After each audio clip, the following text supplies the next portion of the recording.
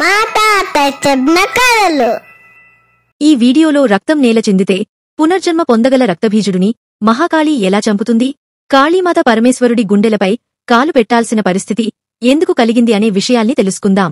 మన హిందూ పురాణాల ప్రకారం కశ్యప వారసులలో ఒకడైన ధనువు అనే దానవుడికి రంభుడు మరియు కరంభుడు అనే ఇద్దరు అసురులు జన్మించారు.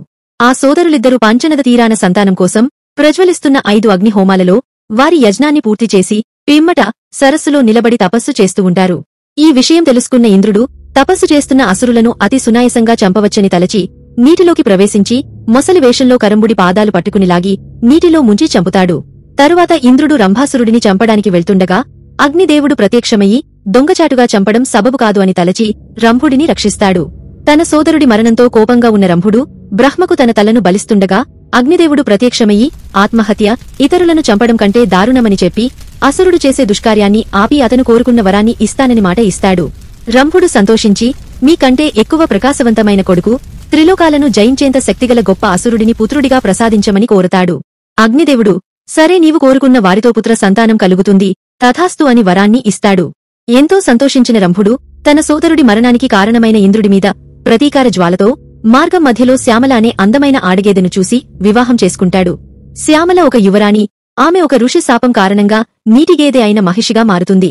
అయితే రంభుడి వల్ల గర్భవతి అయిన మహిషాని ఇతర దున్నపోతుల దాడి నుండి రక్షించడానికి పాతాళానికి తీసుకువెళ్తాడు. అక్కడ ఒక దున్నపోతు మహిషి పట్ల మోహం చూపించడంతో రంభుడు ఆ దున్నపోతుతో యుద్ధం చేయగా ఆ పోరాటంలో దున్నపోతు రంభుడిని తన కొమ్ములతో గట్టిగా గుచ్చుతుంది. రంభుడు వెనక ఉన్న అగ్నిలో పడి మరణిస్తాడు.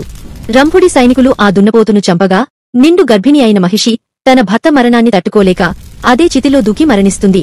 రంభుడికి అగ్ని ఇచ్చిన వరం కారణంగా ఆ అగ్నిజ్వాలలో నుంచి ప్రకాశవంతమైన భయంకర ఇష్టసిద్ధిరుపధారి కామ వాంఛ కలిగిన శక్తివంతుడైన అసురుడు జన్మిస్తాడు. అతనే మహిషాసురుడు.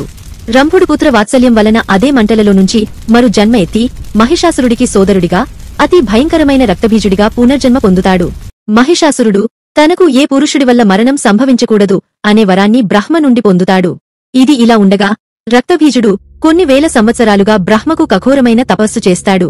బ్రహ్మ ప్రత్యక్షమయ్యి ఏం వరం కావాలో కోరుకో అనగా ఓ బ్రహ్మదేవా నాకు అమృత్వాన్ని ప్రసాదించండి అని అడుగుతాడు. అప్పుడు బ్రహ్మ పుట్టిన ప్రతి జీవికి జనన మరణములు తథ్యం, దానిని మార్చుట అసాధ్యం, కాబట్టి మరేదైనా కోరిక కోరుకో అనగా అప్పుడు రక్తబీజుడు దేవా కొన్ని వేల సంవత్సరాల నుంచి అమరత్వం కోసం నేను ఘోర తపస్సు చేశాను, కాని అమరత్వాన్ని పొందలేకపోతున్నాను. సరే అయితే స్త్రీలు బలహీనులు, నన్ను చంపుట ఒక ఆడదాని వల్ల సాధ్యపడదు. కాబట్టి దానవులు, రాజులు, గంధర్వులు, పిశాచాలు, మానవుడు, పశుపక్షాదులు అలాగే ఏ పురుషుడు వల్ల ముఖ్యంగా విష్ణుమహేశ్వరుల వలన నాకు మరణం సంభవించకూడదు. అంతేకాదు స్వామి నాకు పునర్జన్మలను పొందగలిగే వరాన్ని కూడా ఇవ్వండి అని అడుగగా బ్రహ్మ సరే అని పలికి నీ రక్తపు బొట్టు భూమిని తాకితే అందులో నుంచి శక్తివంతమైన మరెంతో మంది రక్తబీజులు పుట్టుకు వస్తారు. అలా నీకు పునర్జన్మ ప్రాప్తి కలుగుతుంది. అలాగే నీవు కోరినట్లుగా మానవదానవ శివకేశవుల వలన నీకు మరణం సంభవించదు అని వరమిస్తాడు. రక్తబీజుడు తనను తాను అత్యంత శక్తివంతుడిగా ముల్లోకాధిపతి అతడే అని తలచి తన సామ్రాజ్యాన్ని విస్తరించడం కోసం ఇంద్రలోకానికి బయలుదేరుతాడు. మరో ప్రక్క అసురుల వారసత్వాన్ని పుణికిపుచ్చుకున్న శుంభ, నిశుంభులనే ఇద్దరు సోదరులు మహిషాసురుడి వలె బ్రహ్మ నుండి వరం పొంది స్వర్గలోకాన్ని జయించడానికి వెళతారు. ముల్లోకాలను ఒకవైపు శుంభ, నిశుంభలు, మరోపక్క రక్తబీజుడు, నలువైపులా అసురులకి అధిపతి మహిషాసురుడు చుట్టుముట్టి దేవదేవతలతో అతి భీకరమైన యుద్ధాన్ని మొదలు పెడతారు. ఇంద్రుడు రక్తబీజుడిని గాయపరచగా అతడి రక్తం భూమ్మీద పడి అనేక రక్తబీజుడులు పుట్టుకొస్తారు. అది చూసిన దేవదేవతలు ఆశ్చర్యపోయి నిస్సహాయతతో అసురులకి లభించిన వరాల వలన ఏమి చేయలేక ప్రాణాలను అరచేత పెట్టుకుని యుద్ధం చేస్తుంటారు. దేవసైన్యం మహావీరోచిత పోరాటం చేసినా కూడా అసుర సైన్యం చేతిలో ఓడిపోతుంది. అసురుల అధిపతి మహిషాసురుడు దేవేంద్రుడిని స్వర్గం నుంచి బహిష్కరించగా అతడి సింహాసనాన్ని అధిష్ఠించి పంచభూతములను ఆధీనం చేసుకుంటాడు. ఇక మహిషాసురుడి వల్ల స్వర్గం నుండి బహిష్కరించబడిన దేవగణములందరూ మానవులుగా భూమిపై సంచరిస్తుంటారు. అది తెలుసుకున్న అసురులు ముల్లోకాలను ముప్పు తిప్పలు పెడుతూ మహోజ్వలభరితమైన యాగాల్ని భంగం చేసి మునులని, ఋషులను అతి క్రూరంగా చంపేవారు. అంతటితో ఆగక భూమిపై దండెత్తి మానవాళిని కామ, మోహ వాంఛనలతో స్త్రీలను అగౌరవపరచి సునకానందాన్ని పొందుతుంటారు. ఇదంతా భరించలేని ఇంద్రుడు, దేవదేవతలు, బ్రహ్మవిష్ణు మహేశ్వరుల పాదాల వద్ద ప్రత్యక్షమయ్యి శరణు కోరతారు. జరుగుతున్నదంతా చూసిన విష్ణుమహేశ్వరులు ఆగ్రహితులై భూలోకానికి పయనమవుతుండగా బ్రహ్మవారిని ఆపి అసురులకు తానిచ్చిన వరాన్ని గుర్తుచేస్తాడు. శివుడు పార్వతీదేవిని చూసి దేవి నీవు అసుర సంహారాన్ని చేసి దేవతలకు ముక్తిని ప్రసాదించమని కోరగా పార్వతీదేవి అంగీకరిస్తుంది. మన హిందూ పురాణాల ప్రకారం శ్రీమద్దేవి భాగవతం నుండి వివరించబడ్డ మహోన్నతమైన అత్యంత శక్తివంతమైన దుర్గాదేవి చరిత్రను ఇప్పుడు తెలుసుకుందాం. దేవదేవతల తేజస్సుతో విష్ణుమహేశ్వరుల కోపాగ్ని జ్వాలల నుంచి ఒక గొప్ప తేజస్సు ఉద్భవిస్తుంది. ఆ వెలుగును దేవతలంతా కలిసి మరింత తేజోభరితంగా తీర్చిదిద్దుతారు. సూర్యభగవానుడి తేజస్సు కాలివ్రేళ్లుగా, బ్రహ్మకాంతి పాదములుగా, వరుణుడి వర్చస్సు కాళ్లుగా, ఇంద్రుని తేజస్సు నడుముగా, చంద్రునిది కుచద్వయంగా, వసువుల రేతస్సు చేతివ్రేళ్లుగా, విష్ణువు పరాక్రమము ఆమె బాహువులుగా, యముని ఓజస్సు వెంట్రుకలుగా, కుబేర తేజస్సు ఆమె ముక్కుగా, ప్రజాపతి పట్టు ఆమె దంతాలుగా, అగ్నికాంతి ఆమె త్రినేత్రాలుగా, 2 సంధ్యల తేజస్సు కనుబొమ్మలుగా, వాయు మెరుపు చెవులుగా, ఇక చివరగా శివుని జ్వాల ఆమె ముఖంగా రూపొంది, భూమి తేజస్సు ఆమె నడవడికగా మారి సర్వదేవతా తేజోరాశిని మేళవించి ఒక స్త్రీ రూపాన పార్వతీ అమ్మవారు ఆదిపరాశక్తి అయిన దుర్గాదేవిగా అవతరిస్తారు. అలాగే మొదట శివుడు తన అస్త్రమైన పినాకపాణి అనగా తన త్రిశూలం నుండి ఒక శూలాన్ని, విష్ణువు తన చక్రము నుండి సుదర్శనచక్రాన్ని తీసి అమ్మవారికి ఇవ్వగా, వరుణుడు శంఖాన్ని, అగ్నిదేవుడు భల్లాన్ని, వాయువు వింటిని, ఇంద్రుడు వజ్రాయుధమును, అలాగే యముడు తన కాలదండాన్ని, బ్రహ్మ ఒక అక్షమాలను, తదితర దేవదేవతలు వారి అస్త్రాలను సమర్పిస్తారు. అలా దుర్గాదేవి తన 18 చేతులలో అక్షమాల, గండగొడ్డలి, గద, బాణం, వజ్రాయుధం, కమలం, ధనస్సు, కలసం, దండం, శక్తి, ఖడ్గం, డాలు, శంఖం, ఘంట, మధ్యపాత్ర, శూలం, పాసం, సుదర్శన చక్రం ధరించి ప్రవాళమని అనగా పగడపు వర్ణం కలిగి యుద్ధరంగంలోకి అడుగు పెడుతుంది. దుర్గాదేవి తన పరాశక్తితో తన ఉనికిని విస్తరించి కౌశికీ దేవిగా, చండీకాదేవిగా తనను తాను ఆవిర్భావం చేసుకుంటుంది. కౌశికీ దేవి రాక్షస సోదరులైన శుంభ మరియు నిశుంభలతో యుద్ధం చేయగా, మరోవైపు అమ్మవారు అతి భయంకరమైన చండికాదేవి రూపాన్ని ధరించి చండ మరియు ముండ అనే అసురుల శిరస్సును ఖండిస్తుంది. యుద్ధం మరింత ఉధృతంగా మారడంతో ఈ యుద్ధంలో దుర్గాదేవి తన పరాశక్తిని మరో 7 దేవతల పరాశక్తులుగా ఉద్భవించి నలువైపులా అసురులను చుట్టుముడుతుంది. అంబిక అసుర సమూహాన్ని దాడి చేస్తుండగా వైష్ణవి గరుడ వాహనంపై కూర్చుని తన చక్రాన్ని అసురులపైకి విసురుతుంది. హంసలు నడిపే రథంలో వచ్చిన బ్రాహ్మణి తన కమండలం నుండి నీటిని చల్లడం ద్వారా అసురులపై మంత్రాలను ప్రయోగించి వారిని బలహీనులుగా మరియు దుర్బలంగా మారుస్తుంది. నంది అనే ఎద్దును స్వారీ చేస్తూ మహేశ్వరి తన త్రిశూలాన్ని వారిపైకి విసిరి పిడుగులా దూకి అసుర దళాన్ని అణిచివేస్తుంది. మరోవైపు వరాహశక్తి అనగా విష్ణు స్వరూపమైన వారాహి ఒక ఆడవరాహంగా అసుర శ్రేణులను చీల్చివేసి భయాన్ని మరియు విధ్వంసాన్ని కలిగిస్తుంది. ఆ సమయంలో అసురులు అమ్మవారి వీరోచిత పోరాటానికి మరియు ఆమె ఉగ్రరూపానికి భయపడి ఎలా వారిని వారు కాపాడుకోవాలో తెలియక పరుగులందుకుంటారు. వారు ఓటమి అంచుల్లో ఉన్నారని అర్థమైన అసురాధిపతి శంభుడు మరియు మహిషాసురుడు ఒక ఆడదాని చేతిలో వారి మరణమా తుచ్చము అని భావించి ఎలాగైనా యుద్ధంలో గెలవాలి అనుకుంటారు.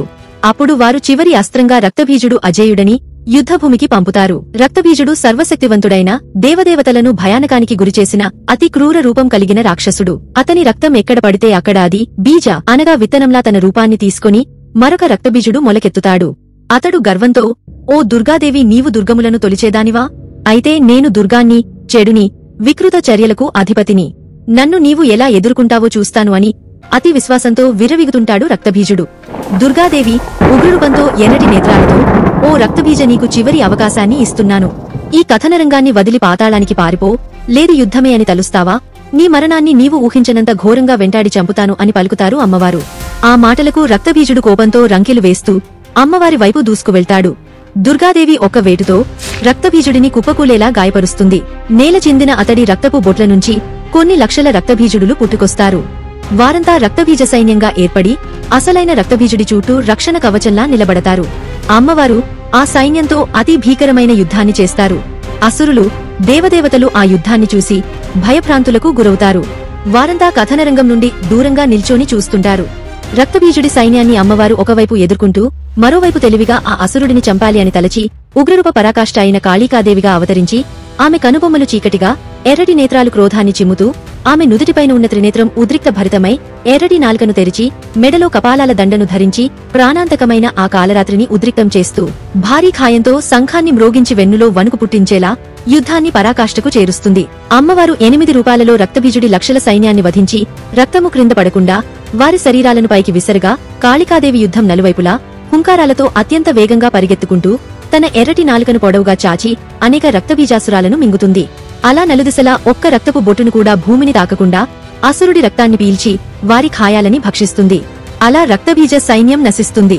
ఇది అంతా భయంతో చూస్తున్న రక్తబీజుడు పరుగులంకించగా, కాళికాదేవి అతివేగంగా పరుగెత్తి తన 10 చేతులను అస్త్రాలుగా ఉపయోగించి ఒక చేత్తో ఖడ్గాన్ని ఎత్తి రక్తబీజుడి తలను నరికివేయగా, మరొక చేతితో మొండెమును భుజిస్తూ ఇంకొక చేతితో రక్తము కారుతున్న తలను పాత్రలో పెట్టి రక్తము నిండిన ఆ పాత్ర నుంచి రక్తబీజుడి రక్తాన్ని త్రాగి యుద్ధాన్ని జయిస్తుంది. అంతటి అద్భుతమైన యుద్ధరీతిని ప్రయోగించిన అమ్మవారిని మనము కాళికాదేవి అమ్మవారిగా పూజిస్తాము. అమ్మవారు రక్తబీజుడిని అతి క్రూరంగా వధించిన తరువాత ఆమె క్రోధము చల్లారక భూమిపై అసురులను వెంబడించి చంపి తినివేస్తుంది. ఆ వృత్తాంతాన్ని చూసిన దేవదేవతలు అమ్మవారిని స్తోత్రాలతో పూజించి శాంతముగా మారమని ప్రాధేయపడతారు. అయినను కాళికా అమ్మవారు తన క్రోధాన్ని విడువక అసురులపై హుంకారాలతో పరిగెడుతూ భయానకంగా నగ్నంగా వేటాడుతూ ఉంటుంది.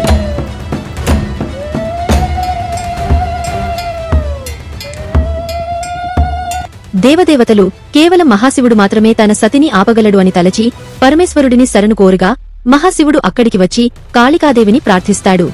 అయినా కూడా దేవి మన్నించకపోయేసరికి మహాశివుడు కాళికాదేవి దారికి అడ్డుగా పడుకొని ఉంటాడు. కాళికాదేవి రౌద్రంతో హుంకారాలతో భూమి నలుదిశలా పరిగెడుతూ తన ఎడమ కాలిని శివుడి గుండెలపై పెట్టగా ఆ స్పర్శకు ఉగ్రరూప కాళికాదేవి కొన్ని క్షణాలలోనే తన ప్రాణనాథుడు పరమేశ్వరుడు తన కాలి క్రింద ఉన్నాడా అని తలచి వెంటనే శాంతియుతురాలై పార్వతీదేవి రూపాన్ని ధరిస్తుంది.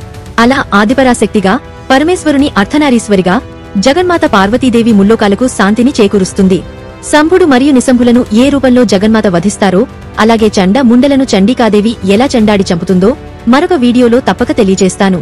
మీకు వారి పురాణగాథ తెలియాలంటే జై భవానీ అని కామెంట్ పెట్టండి. త్వరలో వారి గాథలను మరిన్ని వీడియోల ద్వారా తెలియజేస్తాను. జై భవానీ. ఈ వీడియో నచ్చినట్లయితే లైక్ చేసి మన సనాతన ధర్మాన్ని అందరికీ ఈ వీడియో ద్వారా షేర్ చేసి తెలియజేయండి. Please subscribe to my YouTube channel.